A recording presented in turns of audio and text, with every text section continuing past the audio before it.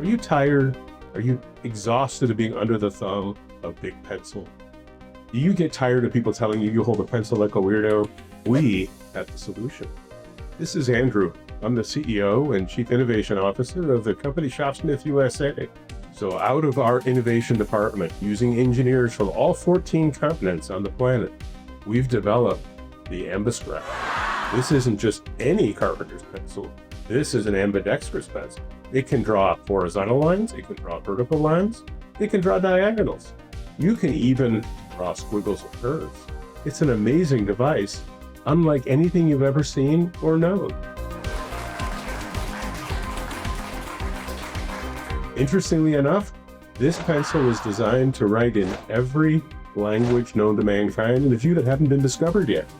If you sharpen at this end, it's for right-handed use, and this end is for left-handed use. By the way, if you're ambidextrous, you can even sharpen it in the middle. Our technology is so past all others, it's really not a pencil. It is a graphite delivery system. There's never been a pencil that can be both left and right-handed ever in the history of woodwork. This is what Big Pencil doesn't want us to know. They want us to buy it, but they don't want us to get it.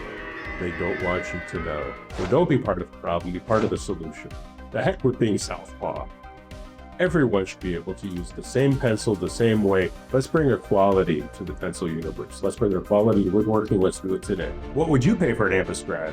$300? $400 for a pencil with this much innovation, a true graphite delivery system of this caliber? Well, today, if you act within the next 62 1/3 seconds, you can get 2 for $3. But wait, there's more.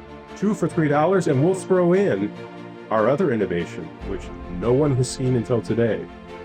The ambiscribe sharpener for left and right-handed use. Go to our website right now and order your ambiscribe ambidextrous pencil. Show Big Pencil who's boss. Don't be under their thumb anymore. Order today.